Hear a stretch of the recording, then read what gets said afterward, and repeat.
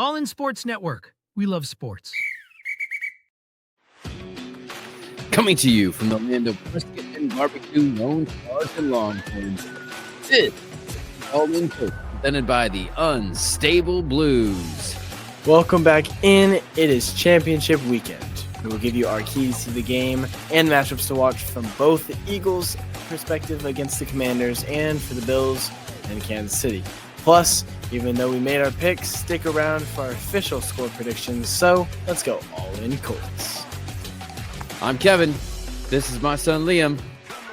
We're the Unstable Blues. Happy to present All In Colts as part of the Rogue Media Sports Network. Colts Corner Bulletin.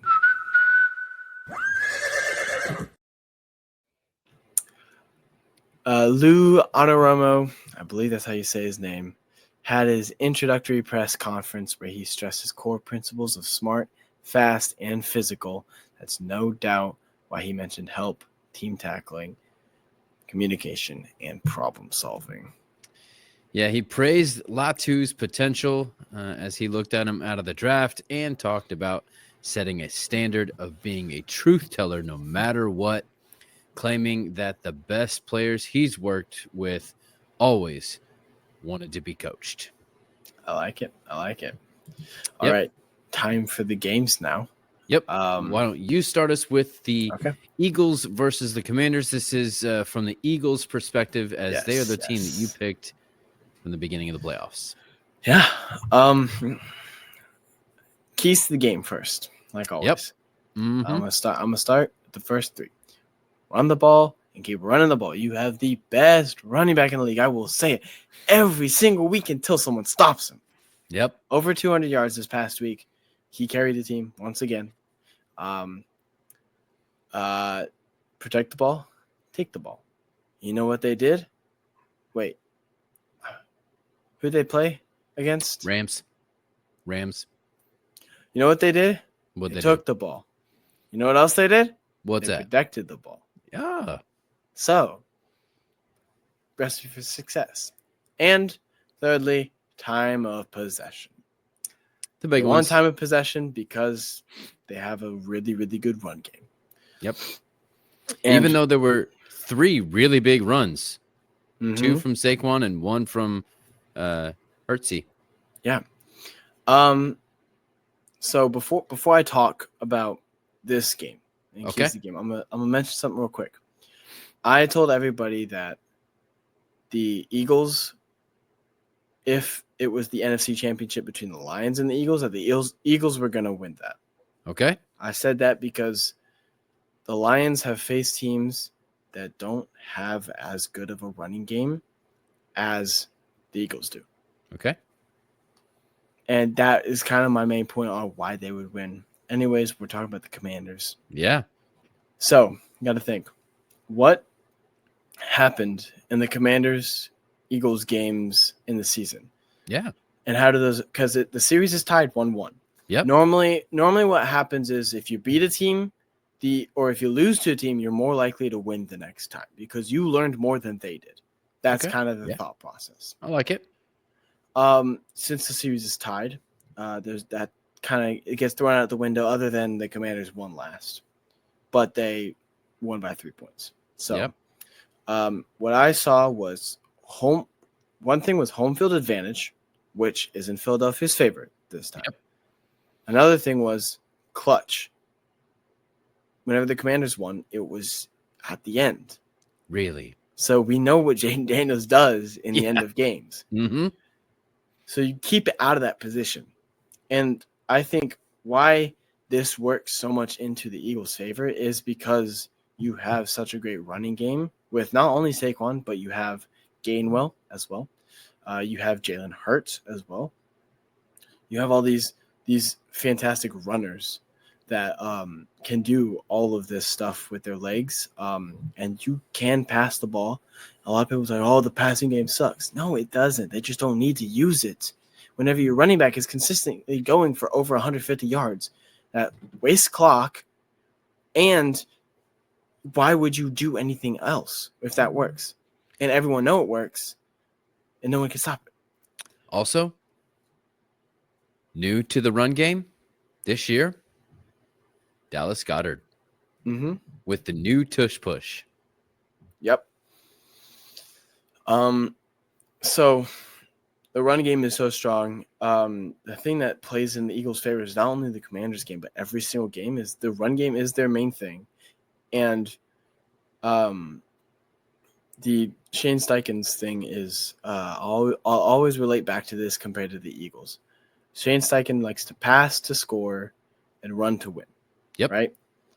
The Eagles run to score and run to win. They do both of those things. Right. So in essence, you're doing more in the run game than the Colts are. So you're winning time of possession almost every single game. And if you run the ball, less likely for an interception to happen, which is the more common turnover. Fumbles happen, but I would say interceptions happen more frequently than fumbles do. Yep. And so you're going to win the turnover battle most of the times, and run the ball, keep running the ball. You're running the ball. Like, that's obvious. And then if we want to go into more like kind of specific to players here that aren't matchups necessarily, Saquon needs to have big breakout runs. Jalen Hurts needs to prove that he can throw the ball. I want him to go for over 200 yards and throw at least one touchdown. I need to see that before I can call them the Super Bowl winning team. You need to have both an effective pass and run game, because that's just the type of league that we're in. You can't just run the ball the whole time, or else you saw what happened in the NFC Championship a couple of years back with CMC. There was that one Patriots game 2 years ago where they literally had one passing play. It was in the snow. I think it was maybe against Buffalo. Maybe not. But Well, was they it a literally playoff game? No. It was later in the season and just ran the ball whole time. Yep. But It's true. It works, but yeah. I mean, Playoffs are yeah, exactly. Playoffs, it's the top 4 teams in the league. So you got to have a balanced game. I want to see Jalen Hurts hit that stat line that I gave him. Then I can say with confidence they are the Super Bowl winning team.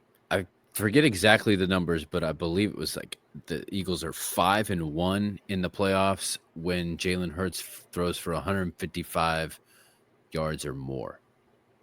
Exactly. Which means the other way if he doesn't. Mm-hmm. Yeah. So I want to see him throw the ball more. It doesn't need to be just Saquon. It kind of feels like back in my junior year, it was just me. Didn't need to be just me running the ball all the time. We had good receivers and everything. So it's kind of how the Eagles are. The Eagles have A.J. Brown, Devontae Smith, Dallas Goedert, like wasted potential that are just blocking. And it's like, yes, I get your run first offense. That's completely fine. But even the Colts passed the ball with Anthony Richardson, who's not proven in the pass game, honestly. Yeah, exactly. And then whenever you're on defense, they are a pass offense, 100% a pass offense. I don't remember the last time that an Eagles runner went over 100. You mean Commanders? Commanders runner went over 100. I got you. Jaden Daniels has been leading the way in the run game, surprisingly, as a quarterback, which means you running backs are not that good. So, Whoa. Hold up. I'm going to throw in a little wrench to that idea because Austin Eckler has been amazing the past 2 games, and much of that is coming out of the backfield, which we always say is an extension of the run game. Yes, but it's still a pass. But you got to watch it. I'm just saying, I don't know Colts if the are Eagles, not good at the screen game. No. So I'm just saying the Eagles don't need to stack the box for a run unless it's like goal line or something like that. I'm saying they are a pass offense, which I think plays into the Eagles so well because, like I've said before, the Eagles have the best secondary in the league. So just stay tight, play man, play zone, whatever you want to. I trust those guys. Which leads me to my matchups to watch. Jaden Daniels' eyes versus Blankenship. And then that run game, the extension of the run game that you talked about, Austin Eckler with Brian Robinson Jr. as well, versus Zach Bond and that linebacking core. Zach Bond, I would love if he won DPOY. I don't know though. I think very well could be. Compared to Stay tuned. Compared We'll to make Luke those Key, picks in a please. couple weeks. Yes. And then I think the matchup is going to be Scary Terry versus Darius Slay. Could switch over to Quinyon, Cooper, wherever Scary is. I don't know if the Eagles will move much, according to him, because they have the Commanders have multiple different what's it called? Wide receivers that are talented.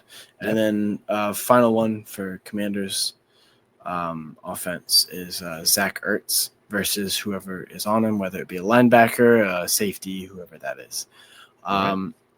Switching over, don't know many of the Commanders' defense guys. It's another one of those Bengals Super Bowl year defense, no names but good. But a lot of good ones. You got Wagner back there, and like they brought in some good people. Mm-hmm. You know, that's on the older side, but good. Yeah, Dan Quinn. You know. Mm-hmm. I think Saquon versus Bobby Wagner, as you said, getting to that second level, breaking that second level, and then the trio of receivers that I've talked about, Goddard, AJ, and Devontae against whoever is on him. And then finally, the last one is not last one, but the last one for the Eagles offense is Jalen Hurts versus the scheme, the defense scheme. Yeah. Whether he can pass, whether he runs, whatever that may be. And then last one, I'll throw in a head coaching one. Nick Sirianni versus Dan Quinn. I believe this is defensive mind versus offensive mind. That's correct. I think the thing to watch out for is, can the Eagles offense produce? Because I trust that. I think the big thing is, the Commanders offense versus the Eagles defense. But I feel like those are going to kind of be neutral. There's going to be touchdowns, but there's going to be turnovers. So my thing is, can the Eagles offense produce like they have been able to against a high no-named team by sides like Bob Wagner and people like that? How can they produce? And then I just need to pause for a second, and like this moment makes me proud because you have come aboard my coaching is important train. Definitely, yeah. And then you also did what I so often do is don't look at the low-hanging fruit matchup, but look at the alternative as really the difference maker. So nice job. Well done. Thank you. So my all-in player to watch, I have 1.5. If that makes sense. Okay. Jalen Hurts is my one. Okay. Because he is my actual one because of the stat line I said. I think they need to pass the ball. Yep. And my half is it's circumstantial. If the Commanders get in the clutch, Jaden Daniels. All right. What will he be able to be Mr. Ice in his veins that he has been all season? All right. And then my final prediction is the Eagles are going to win. I forget if I had one in mind, but I'm going to say it's a closer game. I'm going to say 23-20, but the Eagles do get it done. I'm saying Jaden Daniels and clock management didn't happen. Jaden Daniels did not get the ball. I'm saying Eagles got the ball, and they were just able to run it. Okay. And Hurts. And All just right. kind of run the timeout. Okay. So I'm saying the defense came up big before the clutch happened. Gotcha. Or maybe the Eagles went up big enough that the Commanders had to try to catch up. And Something around that, but it's only a field goal though. So It is only home field advantage. Yeah. I'm giving them. All right. Okay. I like it. Okay. It's now time for the other game. Yes, the other game. It's time for the Bills' visit to Kansas City. Yes. Yeah. If you've noticed, we have not mentioned that team's name yet. I believe this is falling into the category of the team from Houston. Mm. The team from Arrowhead. The irony here is the team from Kansas City used to be the Texans. It's true. That's true. Oh, okay. All right. So let me jump into it. Keys to the game. Plan on penalties. It needs to be brought up. Okay. But plan on them in the sense of don't let them phase you. Act like you expected it and move on. Right? Like, you know it's going to happen. Know it's going to happen. Realize it's going to happen and move on. Have them, as Ted Lasso would say, have a mind like a goldfish and move on to the next play. Right? Let's go. Plan to cover your receivers forever. Just in case. Because you don't know what's going to happen. Like, just because Patrick Mahomes looks like he's going to get sacked 28 yards back doesn't mean he will. He might get out of it. And, you got to be ready. He might work himself all the way over to the sideline. Oh, wait, that's more Josh Allen. That's on the other side. But it may happen. Put pressure while shutting down the running lanes. So important, right? This is not only for the quarterback, but also for the screen game, also for the run game, everything that the team from Kansas City might do as trickery. Have a Travis Kelce plan. I think that's all I'll say because I will get more into that in the matchups to watch. Real quick, I believe he has 7 playoff games straight where he has over 100 yards receiving. Yeah. So, yeah. You got to have a plan. Mhm. You got to have a plan. I have a plan that I'll put forth in matchups to watch. Okay. Shut down the run game. Obviously, this can be a two-edged sword because if you make them one-dimensional, then that can be dangerous too. But I mean, the easiest thing to do to make a team one-dimensional is shut down the run game. Make sure you do that first, and then deal with the rest, right? So protect the ball and take the ball. Once again, the Bills now have a plus 27 turnover ratio. Make sure that continues. Protect the ball and take the ball. The turnover battle is almost assuredly the best way for you to ensure a victory. And then I've talked about this the past several weeks, the first 4, middle 8, and last 4. Mm-hmm. First 4 Hold minutes. on. Before you talk about this, I need Okay. to mention something about turnover. Yes, you're more likely to win if you win the turnover, but you need to capitalize on those turnovers, get points off turnovers. That's true. Which is kind of an extension of protect the ball, take the ball, because if you don't, it's a wasted possession. Right. And essentially. and that was kind of an issue for the Bills last week that they got 3 points, I believe, off of the 3 turnovers. Mm-hmm. Not great. So, yes, it's a good point. I like that. Well done. So the first 4 minutes of the game, make sure you start it off well. That means that first drive. If the first drive you get the ball, you want to score points. You don't get the ball, you want to prevent them from getting points. Right? That's it. Right? The middle 8, the last 4 minutes of the first half, the first 4 minutes of the second half. With these teams, that might mean the last 3 or 4 possessions of the first half. Mm-hmm. Because that's how quickly these teams can run up and down the field if they're clicking. Yes. But it also may mean, like last week, that the Bills need to do a methodical 4-minute drive to end the half and take care of it. Now, if they end with 16 seconds like they did against the Ravens, that still may not be the last drive. We know that. They know that. But then that also means, again, depending on the kickoff situation, defend the opening drive or capitalize on the opening drive if you're on offense, right? And then the last 4 minutes end the game. Yep. In addition to that, plan to play 70 plus minutes. Like we often talk about, just on simple plays, play through the whistle. You're going to play the game through the game. Don't count on an ending in 60 minutes. Play all the way through the entire game. And plan on if it it going. ends in 60 minutes, that means you tried your absolute hardest the whole time. Yep. It means Exactly. you're playing for longer. Yep.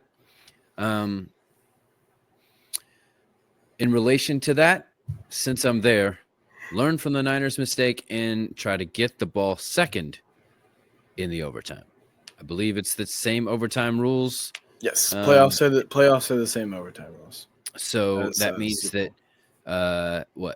both teams are guaranteed to get Like a college possession. It's college rules basically. Yes, Other than you have to drive the field.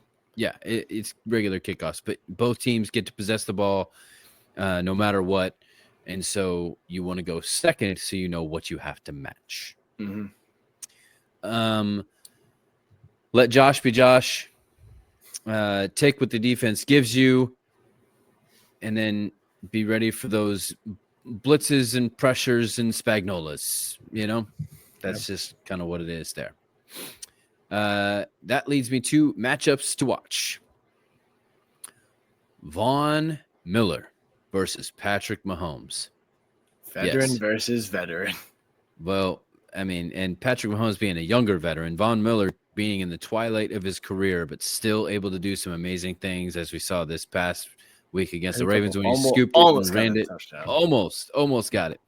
I was so happy whenever I saw that. I was like, yeah, go Von! Yeah. I take it back. My earlier statement, they got 10 points off turnovers. I forgot about that one. So they got 10 points off turnovers. Just want to keep myself fact checked, So I'm thinking Von Miller really usually an edge guy. So he's going to be key to setting the edge against Patrick Mahomes and also getting pressure, right? Yeah. He's going to have to, and in the run game. I believe Von plays on the left side of the line as well, which is more tendency for a quarterback to run towards that right side if you're righty. So that'd be Von and Patrick clashing. And I think Von has that mentality that, okay, I need to set this edge so that this does not happen. Right. No getting out of the pocket on my side. Mm-hmm.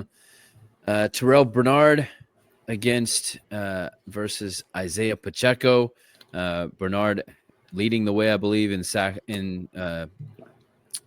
tackles last week. Not only Pacheco though, but Kareem Hunt as well. He's been coming along well too. Agreed. But Pacheco is the guy. Yeah, it's playoff time, and yeah. Mm. Rasul Douglas versus D Hop on the outside. Matt Milano and Taylor Rapp and Taron Johnson versus Travis Kelce. Okay. I told you the plan was coming. It's a 3-tiered plan. 3 guys. So everyone knows, okay, we are going to play whether we're going to, whether it's we're going to put Matt Milano on him and he's going to be the guy in man coverage still with help from one of those other 2, or we're going to play a 3-level zone against him where Matt Milano is going to chip him, or, Taron Johnson, whatever. And then we got somebody in the middle. We got somebody over top to make sure that he will not find space, right? Mm-hmm. Don't allow him to find space. You find him. And I'm going to say one thing to that Travis Kelce plan. I like it. I'm going to say he is an old man, but don't treat him like one. Nope. Treat him like he's a young veteran who still has juice in him, still knows what to do. Yep. Treat him like that, but tackle him hard knowing he's an old man. He's going to if he takes hits, he'll wear down a lot faster than other people will. And I would give one caveat to that, one maybe just expounding that more contact that you can give, the better. So chip him, right? Don't just chip him. Don't hold him, but because you'll get called for that. But know where that 5-yard mark is and make him work for it. He's a tight end. He's a big man, and make sure you play big man defense against him. Mm-hmm. Nothing can throw a tight end off more who loves space like him, other than just getting cracked a lot. So all three of those guys. AJ Espinoza versus Joe Thuney. That would be some in the trenches on the outside. Right end versus left tackle, for which left tackle has been an issue for the team from Kansas City. So there you go. Other side of the ball. Josh Allen versus Chris Jones. I mean, yeah, for obvious reasons. James Cook versus Nick Bolton. For obvious reasons. Khalil Shakir versus Trent McDuffie. For obvious reasons. Dawson Knox and Dalton Kincaid versus Drew Tranquil. For obvious reasons. And here we go. Sean McDermott versus Andy Reid. If defense wins championships, my question is, why is a defensive coach 0-3 in the playoffs against the offensive coach?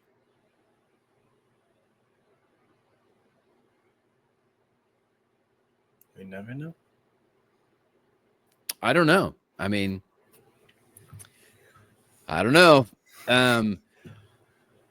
Speaking of offense, Joe Brady, the offensive coordinator for the Bills, versus Steve Spagnuolo, defensive coordinator for the team from Kansas City.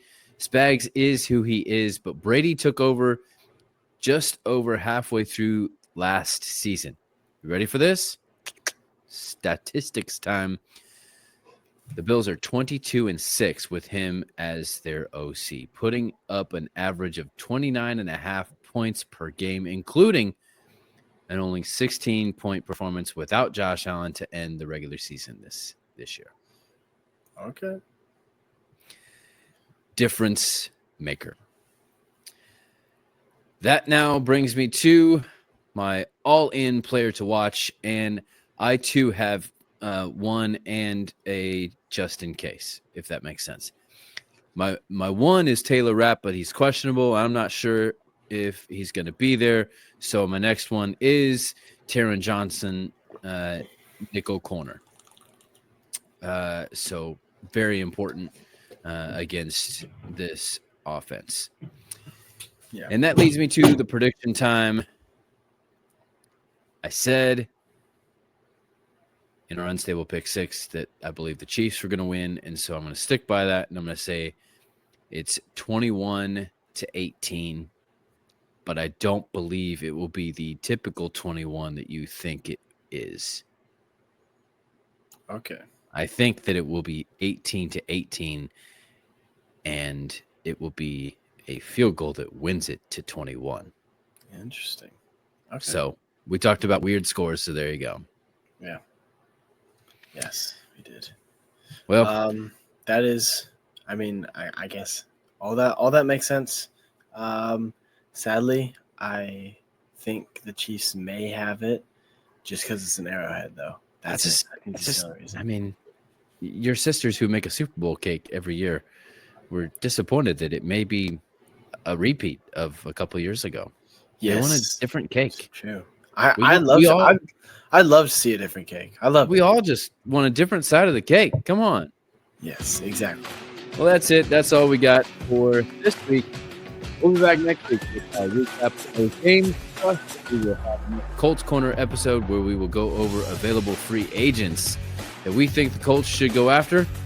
And the week off provides us time to give you our take on a potential 18-game schedule expansion and realignment to do away with the antiquated AFC and NFC system. Yep, this is Liam. And this is Kevin. reminding you to stay all in Colts. All in Sports Network. We love sports.